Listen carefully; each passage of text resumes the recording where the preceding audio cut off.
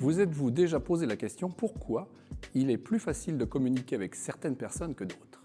Est-ce que vous avez déjà eu l'occasion de rencontrer deux personnes qui ont passé les vacances au même endroit et lorsqu'elles vous racontent ce qu'elles ont vécu, ce qu'elles ont vu, vous avez l'impression qu'elles n'étaient pas au même endroit?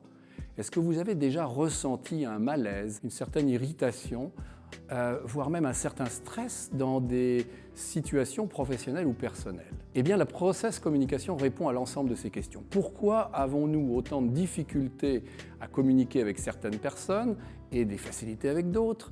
Pourquoi, de temps en temps, on ne se sent pas bien et qu'on génère du stress? Pourquoi notre spontanéité n'est pas toujours efficace? La process communication propose un certain nombre d'outils qui permettent de comprendre, qui permettent de décoder et d'optimiser la communication, l'interaction avec les autres personnes.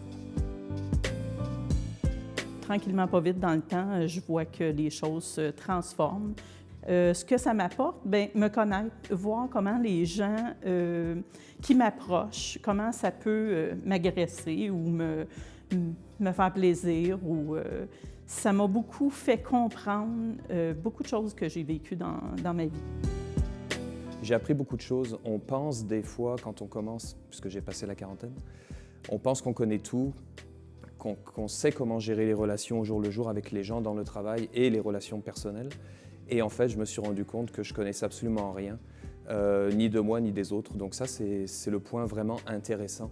Et puis, ce que j'aime aussi, c'est regarder les gens autour de moi, essayer de voir quelle personnalité ils ont, puis comment moi, j'agis avec eux et que ça fonctionne ou que ça ne fonctionne pas. C'est vraiment de se comprendre puis de voir comment agir avec les autres, comment communiquer, comment ne pas communiquer aussi. J'ai appris des choses à mon sujet qui sont très intéressantes parce qu'on a tendance à pas forcément imaginer comment les autres peuvent nous voir.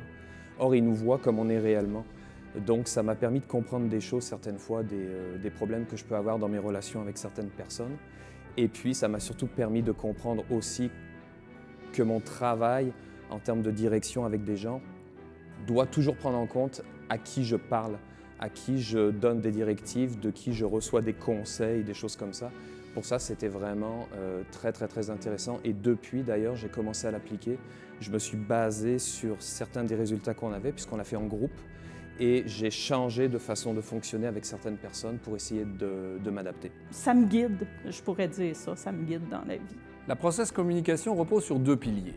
Le premier, c'est que nous possédons plus ou moins les caractéristiques de 6 personnalités. Chacune de ces personnalités a des points forts, a une manière de communiquer préférentielle, a une manière de réagir au stress et a une manière de percevoir le monde et son environnement. Le deuxième pilier, c'est que la manière de dire les choses a souvent plus d'importance que le contenu lui-même.